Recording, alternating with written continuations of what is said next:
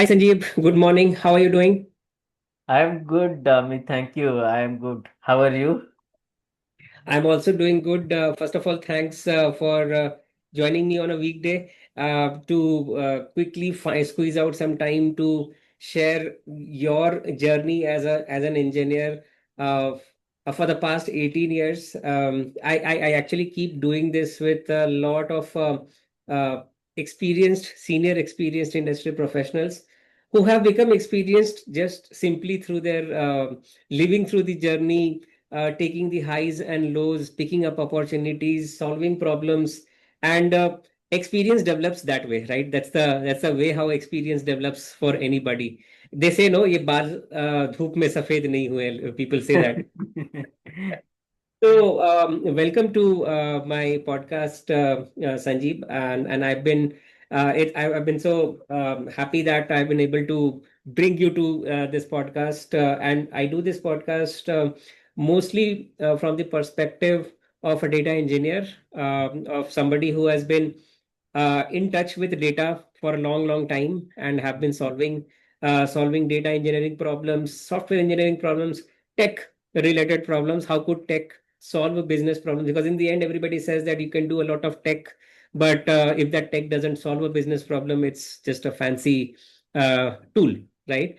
So I would like to hear from you. I see in your background on LinkedIn how you started those days, 2007. I'm also from that time where there was a lot of IT, Infosys, TCS were the hot places to go in, and you think like, okay, you are an engineer, or like you have the privilege of doing from a good engineering college, and you want to uh, be the developer there, right? The most coveted job, right?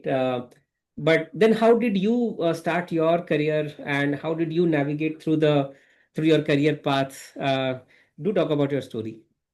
Okay. Yeah, first of all, thank you, Amit, for inviting me. Yeah, for me, it's an interesting journey. So I have not done my BTech or any engineering degree. I'm a plain graduate, BSc Mathematics. And then I did my master's in maths and computing from IIT. And when I entered to IIT, that gave me two sides, I can say. Either I can go for research, actually do my PhD in mathematics. In fact, most of my friends are doing that. They now serve professors in some of the institutes. Or you have an opportunity to join industries, like I particularly IT industry. So I am a by mistake IT engineer because my senior actually requested me. In fact, whether you are going to join or not, but attend the placements actually just to ensure like how the things are going on. And but I selected in TCS, and when the brand Tata is coming, my family requested me to go ahead and join Tata. And I started my career as a support engineer. Like I started with a civil marketing support. In fact, like you mentioned, I was very happy that I got a project because that time I don't have much knowledge about development, support, or testing. But and Yeah, support provide me a lot of opportunity in the sense that I work in production system directly. I understand how different systems are integrated to each other, and civil was very one of the most hard skill at that time from Oracle. Hmm. And we implemented civil marketing to do campaigns actually for end customers. So I got an opportunity how campaigns are created by telecom domain, how civil and civil marketing is enable those campaigns, have hands-on experience in Oracle, SQL, bit of Ab initio, Informatica. So that tech skill set give me a boost to my next journey, which I started as a again as a support guy for Netija platform. So Netija is IBM appliance. We implemented. Netija, like so the development Netija solutions for one of the largest bank in Canada, and I was the support member. I built the team from scratch from one to almost 30 to 50 members. Was the Hmm. single point of contact for the whole data platform. And suggested many solutions in terms of automations, in terms of best way of doing the things, get an opportunity to work with the different stakeholders from, because when you work in production support, you are the face for the business, face Yeah. for the downstream systems, face for the end consumer. Yeah. So Yeah. that gave me a lot of experience actually. Then transitions to big data, then Yeah. transitions to Yeah. AWS, now in Yeah. Databricks. Yeah. This Yeah. is actually my journey. Yeah. So there's a lot of things to unpack there, Sanjeev. You talked about it, but I think you have simply compressed an 18 years worth of rich experience, good or bad, into a summary. But I would like to break it down. The Hmm. very first thing which I see is that, okay, somebody who did not get an opportunity maybe to study from a very coveted college, Hmm. coveted institute, but you took it as an opportunity. Okay, and it was say math, we say BSc in math, but in the end, whatever is your background there, it gives you an opportunity to become better. And as you rightly said, that you had two options and somebody guided you that, okay, come, at least come and sit for the placements, you never know what will happen. And it so happened that you were pushed into one of the most coveted companies Hmm. all times, Tata's. And Tata's carry a brand, and our Indian families, they'll always say brand hai, it'll stable, it'll give you a stable, because after the sarkari naukaris, the government jobs, the next stable government job has been TCS. We can't say from in today's times, but it has been always. But what struck me was that when you said that I got a project and it took it because it was an opportunity for me to learn. Right. That is a very strong statement, because I see there is a lot of push from people. They say, okay, especially when people are starting off these days, they're very choosy about what they want, which I won't say is a bad thing. But if you want to pick up an opportunity, you should see positives of everything. And the support role, I also lived this support role in the beginning of my career. I joined Oracle, so I actually had a good sort of head start, and Oracle was considered to be like, yeah, it was one of the hottest companies that time. And I had an opportunity to work with the Oracle Development Center, Hyderabad. So I was kind of considering myself flying high on that. Okay, but still, I was not doing Java coding. I was doing some drag and drop, some sort of a tool, which was Hmm. generating some Java code behind. Uh, Okay. those those were the early days of low code, no code tools, which I was doing. Uh, but then after that, I switched company, and I felt like I was at the bottom of the pit. I'm waking up at 3 a.m. I have to be awake till 12 a.m. There is some roster assigned to you, and then there are some scripts which comes to you. You have to run those scripts. The point was that I felt, if I have been given something and if I run and if anything goes wrong, the fingers are pointed on me. So better I be knowing what is this and run it than simply blindly doing the job of a script, right? So that forced me to kind of learn SQL, because most of it were SQL scripts, or it also forced me to learn Linux bash scripts, shell scripts, because again there were a lot of scripts there, and that ignited my interest in programming automation. And I felt like, okay, and then because when you are put on the spot every day, you have to be awake till say 2 a.m., 3 a.m., your brain forces you to start looking for ways to make your life better. And I thought, like, yes, I'm an engineer. I understand the code script. I'm spending time. I spent a lot of time on. There were early days of YouTube. With a lot of time on YouTube, a lot of time on Google. It took a lot of time to search things, stitch things together, figure things out. But eventually, I had to get out of that situation. It helped. Right. So Agree, completely agree. Yeah. so similar thing. I saw a similar thing in your career, where starting with a support thing, and the message which generally comes out of this is that if you are really looking out to learn and there is an opportunity here, if you have abundant of options, nobody is stopping you to go for the best one. But if you have limited options, rather than staying put and say, okay, I'll work only on the best job, you're not adding value to the company. And in today's times, you are Completely out. agree. Yeah, completely. Because see, if you see at the end of the day, company has some requirements. Right, If you are not doing the thing, somebody is definitely going to do it. right. Now, if you are good at doing the things, try to do automations, try to make the things better. In fact, Yeah, when I am in support, actually, I have a very big team of support that time. And I usually suggest my team member, whenever there is a job failure happen, don't blindly send that message to developer. Do yeah, some analysis why the job is failed. And that analytical skill will help you to think bigger.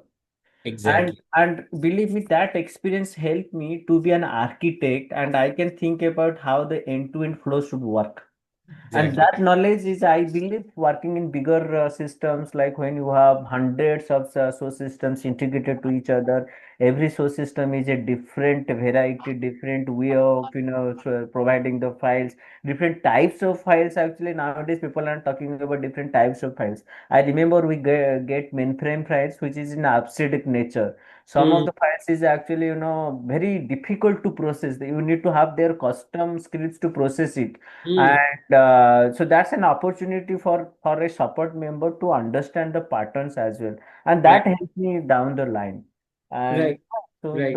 those are interesting experience, I can say that. Yeah. Right. Right. And we might not have known that, but those were the early days of DevOps. What we were doing there, like all these scripts, and as you said, like figure it out what it is. So the developers, I remember, I used to get Excel sheets. It was some line by line, some things Hmm. were written, and developers used to give, okay, here is the sheet. Follow this sheet line by line. Whatever is given, properly copy paste. Check if there is no white spaces you have brought in. It should work. And it was the point where the highest of the management levels were would be awake, and they would be waiting for whether it is a go or a no go, right? You ran all the scripts you don't have any idea about, but the entire business is watching you, and Hmm. you are doing that at 3 a.m. where you are like half asleep. So Correct. these were the early days of DevOps, and how it has evolved where so many systems, and now it's like your DevOps systems are the continuous systems. We are continuously committing code, testing code. So many aspects have been automated, and it is one of the hottest sector today, which has Hmm. evolved into data ops, ML ops, AI ops, and I don't know what not ops. Correct. Correct. If you see the starting point is that point, right? Like when you started our journey from 2007 or 6. From there, the way of managing the project and the deployment, from development to testing to productionized, through manual Excel sheet tracking, do the unit testing and all these things. Now whole package start evolving to create your DevOps principle, and people start understanding how I can create the ecosystem so efficiently, which will help in driving the project or delivering the project efficiently, quickly, and without bug. Right. So. So now I just thought to, as I was looking through your career progression, Hmm. I saw that earlier we were all working on a lot of proprietary technologies, but over the time now, I saw that around 2014, where you started moving a lot, say London, uh, Hmm. and many other places for getting client projects implemented. This is where I see that you are transitioning in two things. One, on lot of open technologies like big data technologies, AWS, cloud, rather than very, very proprietary technologies like Oracle Siebel. Working on open technologies actually helps a lot to build a lot of solutions in different ways. And I also saw that you are now becoming a program lead who is like sort of managing people, which is a completely different ball game, ball game, where you are not just measured by your own competency. You may be super competent, but if your team is dragging down, then the entire entire show uh, goes down. So I want to know from how you evolved as a leader, and how what were some of these challenges, some of the good moments, some of the moments you feel proud about, and some of those moments you really felt helpless and say, somehow if this goes out well, you are either happy or you're out of the company. So could you talk about this phase? Yeah, so yeah, to be honest, actually, like when you put on a manager role, or program manager or delivery manager or any manager role, I personally believe, I heard from someone like it is very easy to do the work by yourself. It is 10 Right, times difficult to do the same work by the other people. But how you are going to do the work by other people? That is the key for any like any leader or manager, I can say. But by saying that, you cannot force people or giving lot of stress to the right, team. So I created my own way of delivering the things. The first fundamental thing what I did. I'm ensuring that the requirements are really clear and crispy. But most of them, it didn't happen in reality. But I tried to ensure that I talk with business, understand the requirement very well. Yes, there should be some gaps are there because we all are working in agile way, Yeah. and ensure my team members are aligned with the requirement. Hmm. Okay. So I personally explain each and every requirement clearly to the team, because since we are working in multiple geographies, many of the time team is not available when we are discussing with the business. So I am the bridge between business and the team, ensuring that team is able to understand the requirement, deliver the things. By saying that, I am also ensure that technology that we are implementing, I should know that technology, because Yeah. what happens, so if you do not know the technology, if somebody will ask some questions, you should not be blind. Oh my, I'm waiting for the Yeah. team to respond that. Yeah. That gap I never have.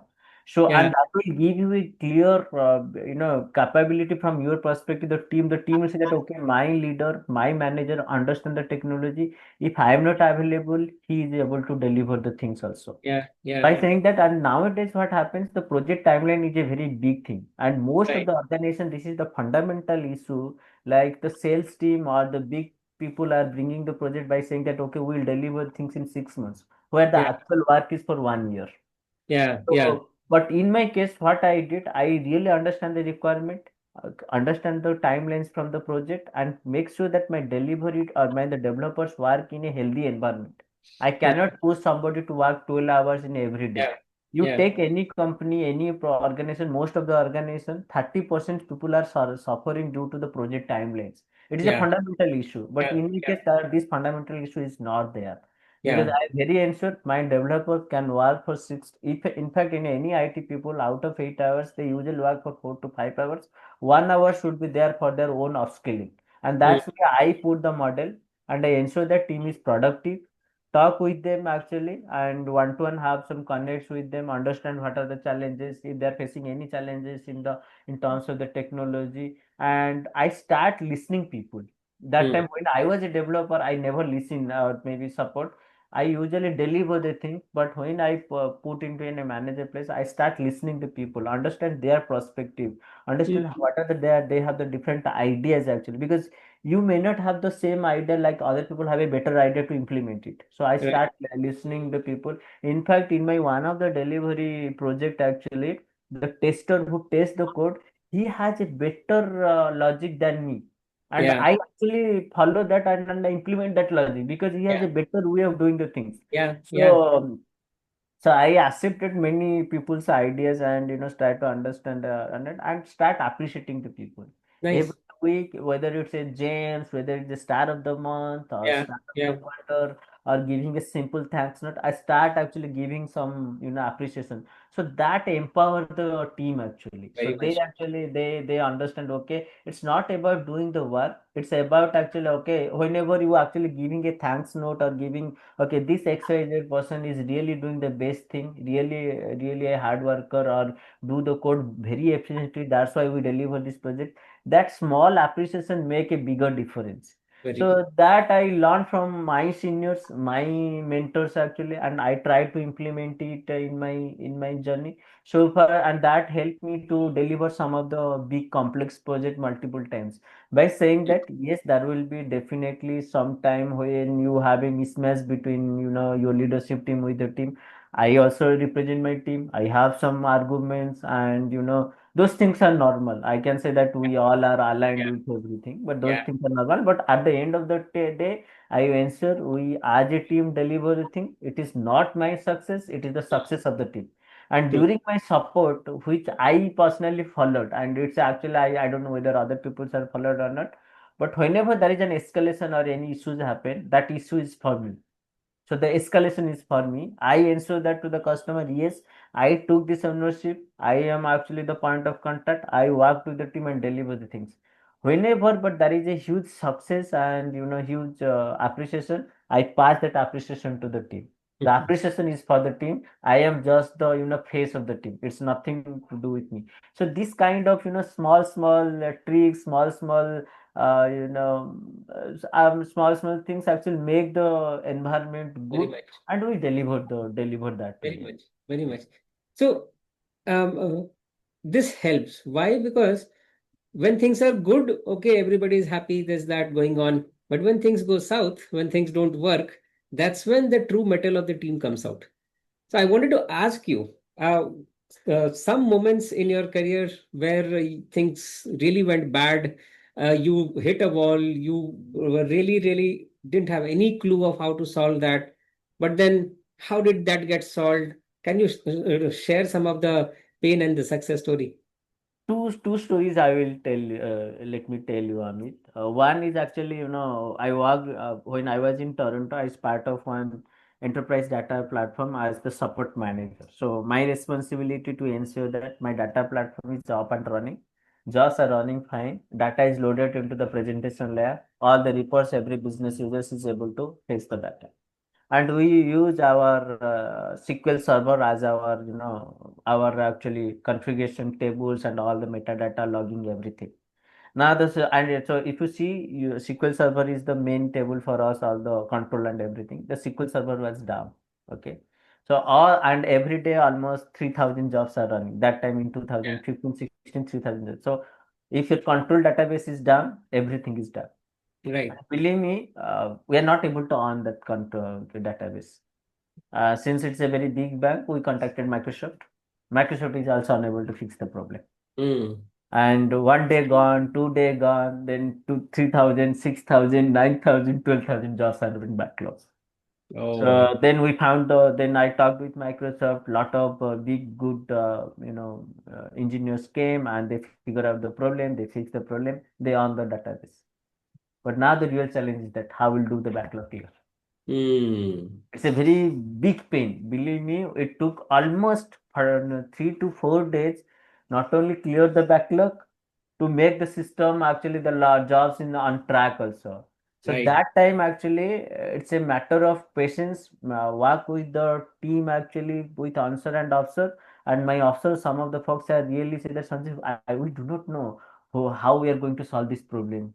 We are nowhere. Like they are kind of fear actually something will happen. Something I say okay, we have a problem, let's actually fix the problem in small, like let's the problem one by one.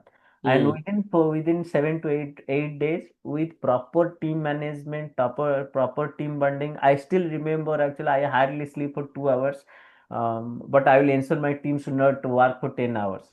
So we plan properly, shift properly, make some shift and able to deliver it. But from that experience I learned every system into fail, which is the fundamental principle now.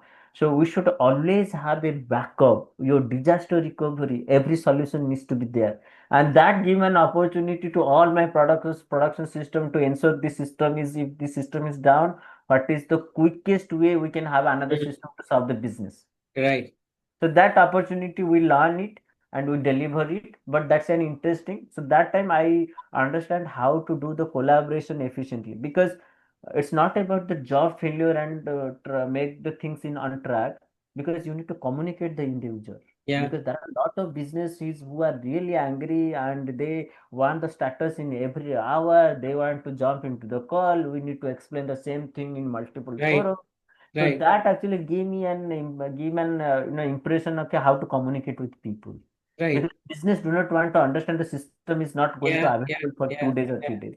You need Yeah. to weigh the message with the new message. You Yeah. need to pass. Okay, the system is up. We already completed 2 days. 2 days job. The third day is going on.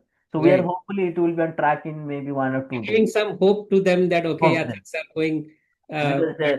so that's an interesting journey I can say, and it is only possible due to the team and my mentor in the client, the Right. manager in the client is extremely good and extremely Right. supportive. That's why we're able to deliver the things. Right. So one thing I always remembered from him: believe people. Right. When you believe people within the team, then definitely it will at the end of the day you will get the return. Exponential returns. You will get the exponential return. When you not believe people, that will have an impact to the project, that will have an Very impact to much. the environment. So Right. I believe in my team always actually, and in fact I have lot of fight with other people, other teams or other people who pointing figure to my team. I am the face of the team, and that's why in fact I worked from 2007 to it is 2025. I still have connect with each and every team members during last 18 years. Wow, Maybe amazing. not regular contact, but they still with me contact if they're facing any issues in terms of technology, in terms of any professional, they always connect with me if they need some guidance with me, and I usually good connect with my team members so far.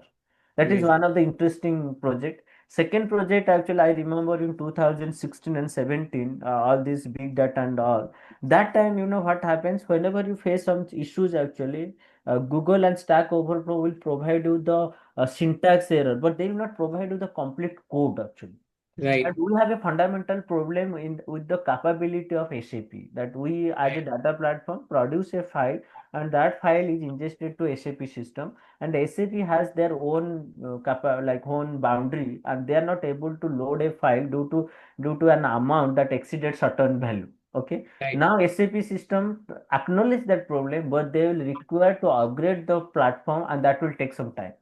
Now this is Right. the problem from the technology perspective. So business asked me, from your data, since you are generating the data, can you come up with a solution to at least for the next 1 year, unless until SAP is not updated, we are materialize this issue. And believe me, Mhm. this is an interesting problem, and it is since it is general ledger, there are some principle you need to follow.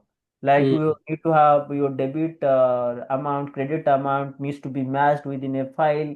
So Yeah. we actually put lot of logic, and that took me almost 4 days or 5 days to come up with an out of the something very customized, very interesting and Yes. scratch solution. And I did it, and I delivered that project. But it is a nightless effort. But whenever this was actually done, testing is done, everything is signed off, it is production, things are running fine, like for a long time, then actually business is actually very much happy. Then that moment actually said, oh, I did something, my codes are running in production, it's doing really good. And that that what I can say, that happiness at that moment, nobody can give you. So that's a developers actually, all the developers dream is their code needs to run in production and do the magic without any problem, right? Every developer wants their product Every developer's to dream, yeah. every techie's dream that okay, your piece of work kind of solves somebody's problem, makes somebody's life easy. Yeah, Everybody's dream, right? correct. So, no, that's amazing pieces of stories, Sanjeev. But I think that to do all this, right? One thing which is constant is continuous learning, where you said that you had to do this, you had to do that, you had to face it. I mean, you were there in the situation, right? Hmm. And you had no choice but to kind of figure how this thing work, how do you make it work. And then and as you grew, you had bigger and bigger responsibility that okay, if I fail, my team fails, right? So it's like it's an urgency which has always been there with you as an individual, you as a leader. People say that okay, you become leader and then you don't work, you just pass on the work. There are kind of leaders who will say that okay, I am the leader, I'll do the talking, you do the work. But then really, if you want to be that leader whom people look up to, a leader whom people are still connected after 18 years, I think you need to set some examples which we call it as show and tell.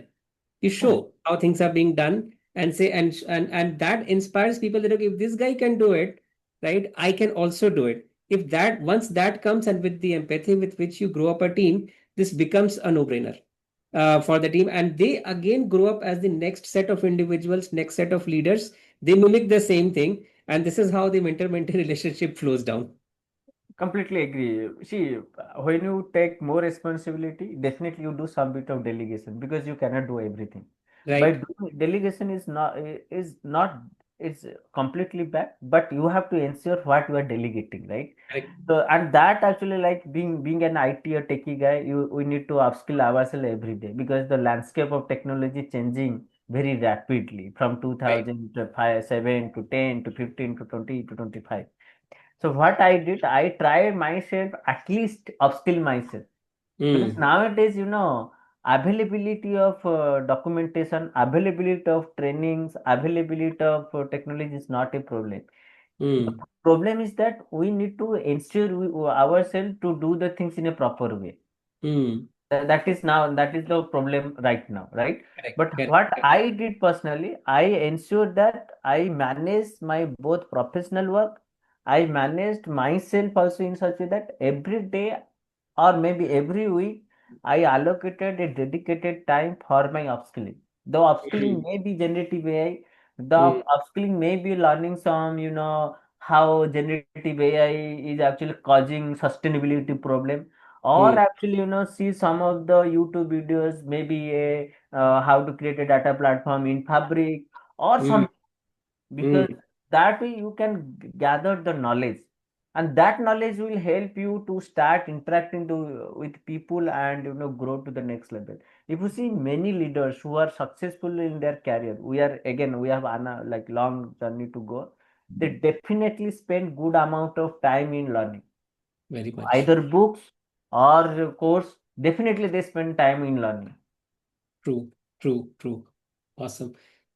Yes. Okay, thanks, Sanjeev. I think the insights of how a leader should himself evolve first from an individual contributor with a lot of passion in solving problems, in learning, and how you pass on the energy, you pass on the culture, pass on the values to the next level so that you evolve more leaders. I mean, it couldn't be more the moment of pride where you see that, okay, your juniors whom you guided, they are now evolving and they are now guiding others. So that's the true sense of mentorship. And one thing which we discussed is that learning is constant. Whether you are learning technology, whether you are learning process, whether you're learning empathy, whether you're learning leadership, every time you're learning something. And with that comes to let me just go down few steps back. Is that okay? All these problems got solved, but it didn't get solved magically. You had to learn technology, right? You had to learn how systems work. So if I ask you that, how did you started as SQL, okay, well, maybe starting interacting with data and then there maybe some scripting. How did your tech stack evolved? Can you talk about the snapshots and what were some of the reasons which forced you to learn that? Right. For example, sometimes you faced automation problems, sometimes you felt reliability engineering problems, sometimes you felt communication problem. So there would be some set of problems which forced you to learn some technology. If you could talk about that, it would really set a sort of a path of a data engineer or a say an engineer, that how do you evolve, what are some of the peripheral skills or tech which you should pick up, which will keep you prepared for kind of addressing most of the challenges in this industry. Correct. Yeah. Okay, so it start with actually let's start from 2007 perspective. That time we do not have much idea about technology, right? So whatever the project we assign, depending upon the project requirement, we start upskilling ourselves. Since I got a production support data warehousing project, so my leads or my manager says that okay, you need to upskill yourself in SQL, like all these SQL, Unix and blah blah things. Now, slowly, once you are comfortable with that, then you start actually exploring because already the passion is within yourself. Okay, what next? Then you say that okay, in this project, that is a reporting tool is used or OBI is used. So you can start. I explore that what is OBI, how the OBI reports are created, what are the internal architecture of OBI, how the three layers is created, how the businesses start utilizing the data. So there, I actually learned OBI. Then I understand this OBI. Then I start actually okay how business is using this data to solve the end user customer. Then they start okay civil marketing campaigns. So I Mm, got learning civil marketing. Then I understand how to create campaigns. So it's actually it's not easy to be honest, Amit. I actually go to the people's deck, wait for 30 minutes, get some knowledge. That time knowledge is not available actually in internet. Knowledge is very limited. Lack of documentations are there. It is a complete effort. You need to request the people, get the time and learn it. And these things happen actually. I learn all the civil marketing ecosystem, OBA, civil segmentation, all from my own actually effort and requesting with people actually.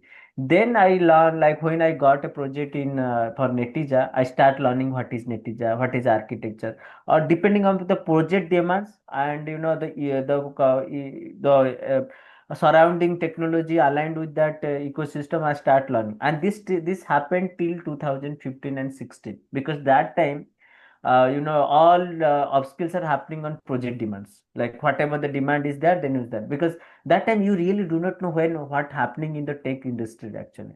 Mm. Now the real learning starts actually in 2020, when cloud actually opened the Pandora box. That time I understand, okay, I understand the traditional warehouses, traditional data skill set.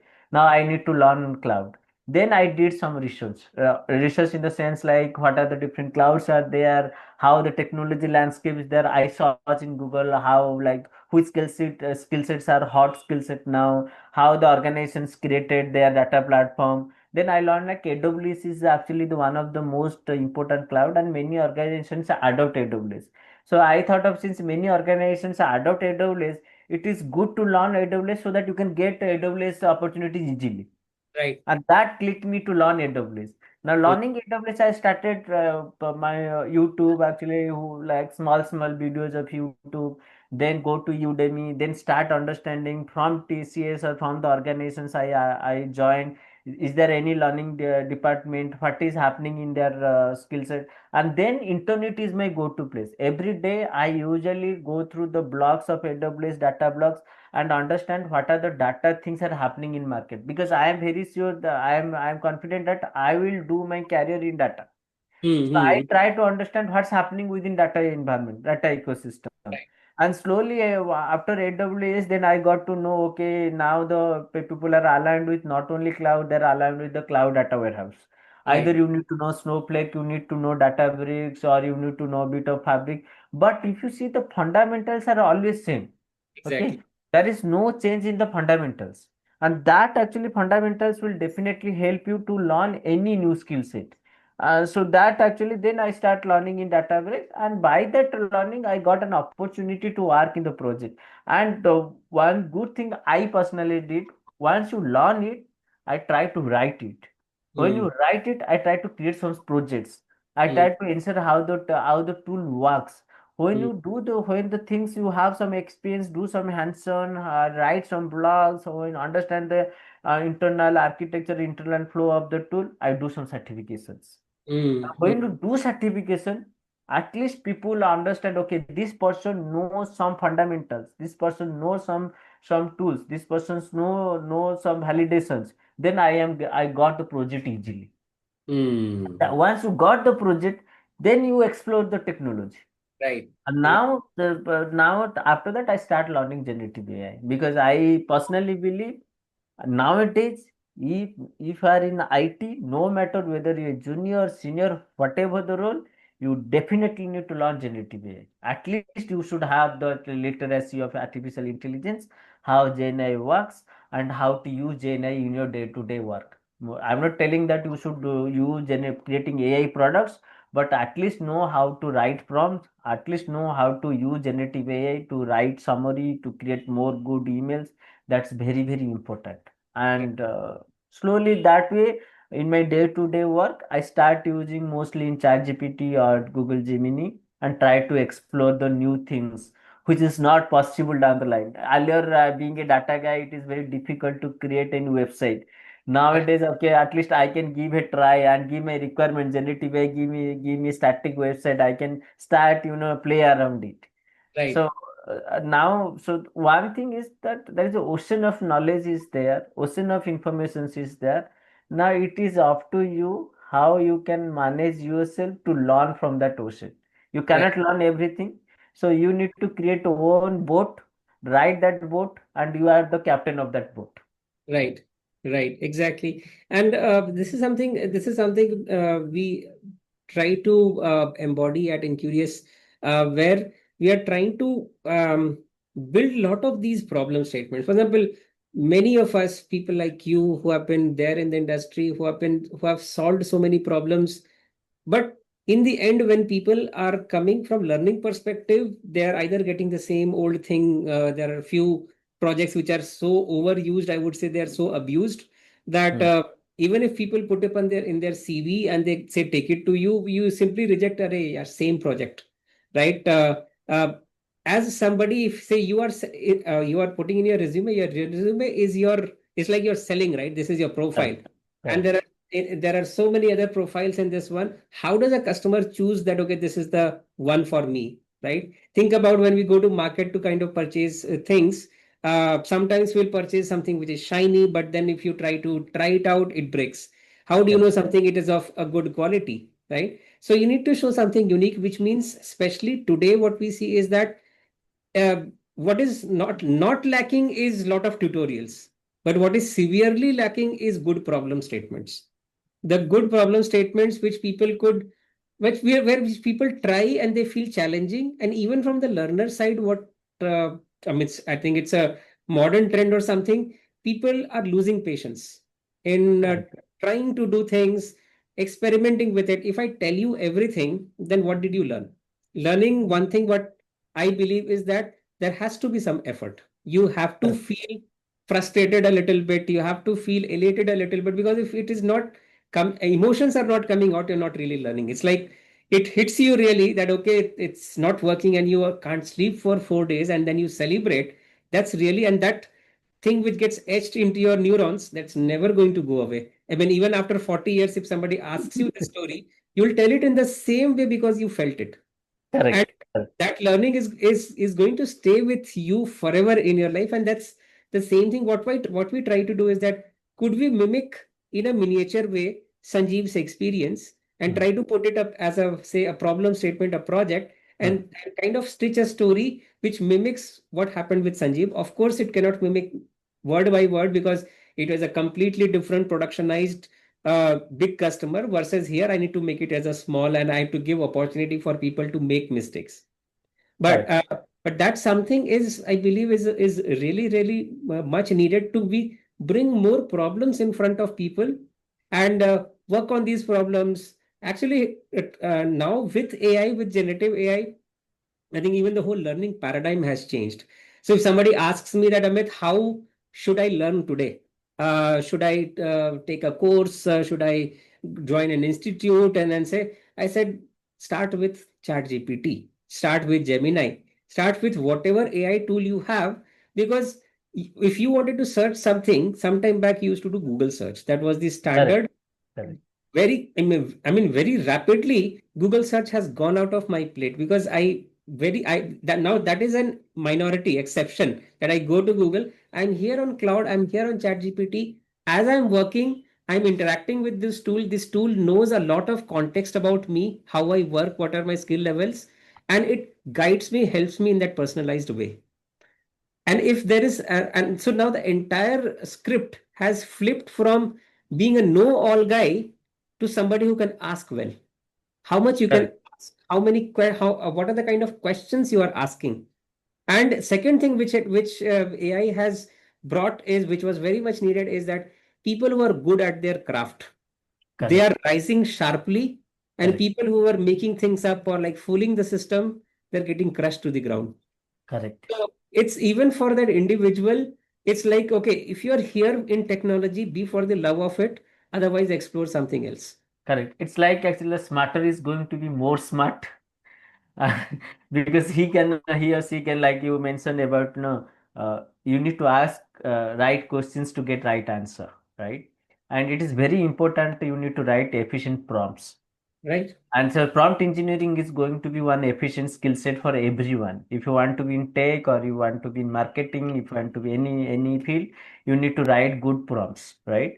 So you are rightly articulated, Amit. Day by day, the whole landscape of learning is changing, but there is a lack of problem statements. Like because everybody wants to put their Kaggle data, wants to Yeah. play around the data, but the real beauty is that when you have a good amount of data, good amount of problem statement, create a different scenario based problems actually, and that scenario based problems should be mimic with what industry is actually facing.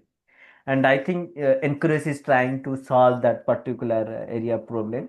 Yes, we have the platform which will provide you the industry based projects, not only like demo project, where you have not only best practices like the mechanism of ingestion, framework approach, data modeling, security, orchestration, alerting. So it's a kind of whole holistic platform you guys are providing, and which is very, very essential for now.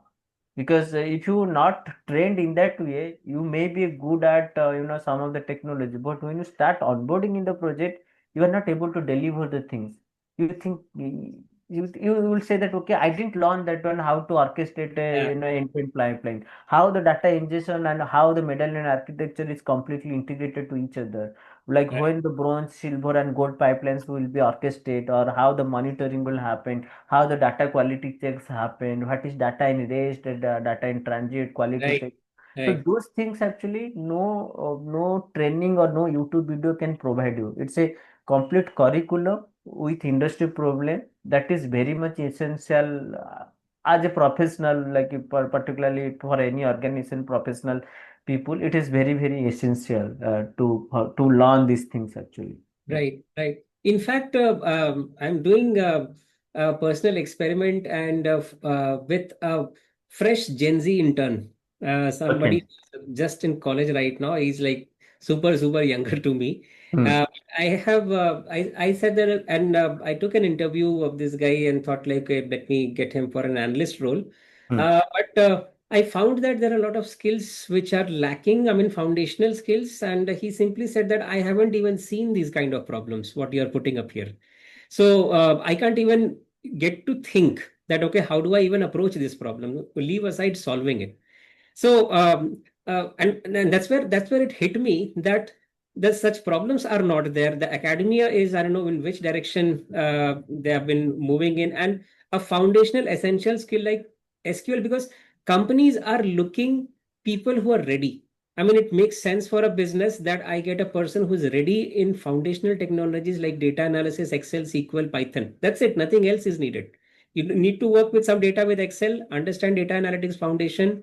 SQL, can you do the same thing and basically apply the business logic, business thinking, and getting these metrics, and then finally doing some automation, so doing some visualization. And if you can pick up some, if you know Excel, you know dashboarding. If you can pick up Hmm. some Power BI, you basically have the essential foundations to solve problems. And Correct. Yes. this is something which I found severely lacking. So I said, like, okay, you start learning the way I tell you. You have to be on ChatGPT 24 cross 7. Whatever you are doing, interact with ChatGPT. You share your success, you share your failure with ChatGPT. Try experiment what it gives back. Critically question what Hmm. it is doing. Ask it to critique your work and Hmm. provide positive, constructive feedback. So all I'm trying to help this person is to construct good prompts and share your work, keep on sharing your work, keep sharing your context. And I want to see that how this person evolves with minimum guidance from my side. uh, Correct. Like, it's a really good one, Amit, right? Because nowadays what happens now, a curriculum is also very important. Like you yeah, mentioned, like when you have so many things in the plate, you don't know which one which one you need to choose. yeah, Now somebody like and like companies like Encourage needs to guide the people. Okay, you have yeah, this experience, this is the curriculum you need to follow to be a good data engineer or a senior data engineer or a data architect or a data analyst or XYZ profession. So that yeah, curriculum is missing nowadays. Nowadays, everybody is giving, demo projects, giving, download the data from Kaggle or API, do some medal. That is okay. That is maybe day zero. But for onboarding a project, you need to do lot of things with that. yeah, yeah, true. Writing a good prompt itself is a big thing, like to Exactly. understand Yeah. actually know how to set the context and other things actually. Yeah. Yeah, yeah. So great, awesome. Thanks a lot, Sanjeev. I think it's been a very refreshing conversation with you. I could relate a lot because we both started at the same time and we have kind of growing together. And I share a lot of your experiences in my career also. And every time when you mentioned about that, it hit a road wall and I was sleepless, and then I had to find a solution, and then additional responsibilities were put on me. I always tried to kind of brush aside team responsibility for a long time. But as I grew, I had to pick up. And now today is a situation that I have to run my company. I have to lead a team of 15, 17 people. So it's like everything comes to you at the right time. And Correct. and today also, I think I'm learning faster than ever myself. And AI is really, really changing the game for me. And I strongly believe that anybody and everybody, if they have that fire of curiosity, and if they're saying that, okay, give me a problem, sir, I want to solve. If somebody is there, I think I'm ready to support them. And with support from people like you, Sanjeev, I think lots of good problems could be brought in front of people and say, you wanted some challenge, right? Here it is. Go ahead and solve it. If you can solve it, done. It's just like take it and do it. There is no question of this, how, what, when. Now you're like, you have to get started. Okay, how do I get started? Here is AI, which talks like human, which understands like human. You have to ask the right question. Now the entire onus or responsibility falls onto you. I'm going to be your mentor. I'm going to coach you. I'm going to guide you, but I'm not going to spoon feed you. And with Correct. with that, you if you ask the right question, and now you don't need to ask question in front of 10 people, right? And feel ashamed that, okay, I this question might be stupid or not stupid. Ask privately to that chat GPT whatever stupid questions you have, right? Correct. You can ask anything. Ask anything, solve problems, showcase. Yeah. And in today's world, that's being called as something called as showing high agency, a term which is going on. And I think it's a pretty fair term where an agent is considered to be knowing everything. It's like an agent is left in the foreign land, and this person has to do everything from bottom to top.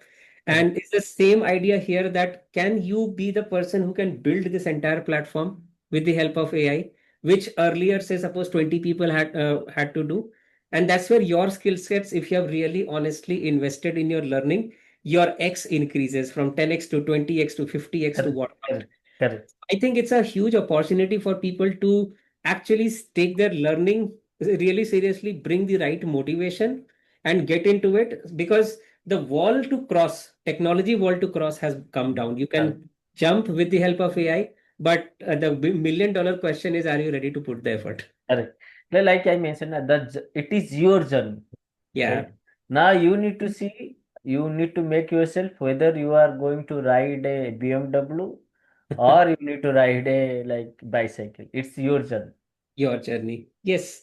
So thanks a lot, Sanjeev. I think the thoughts which you shared were really, really refreshing, and really, really, I could connect with a lot of things. And I believe that um, uh, people today, new learners, the workforce who is joining the industry, I think hope is not lost still, Correct. especially for people who are ready to put the effort, who are ready to actually burn those hours to kind of really build something unique, because I think it's the best time, is the golden period to build.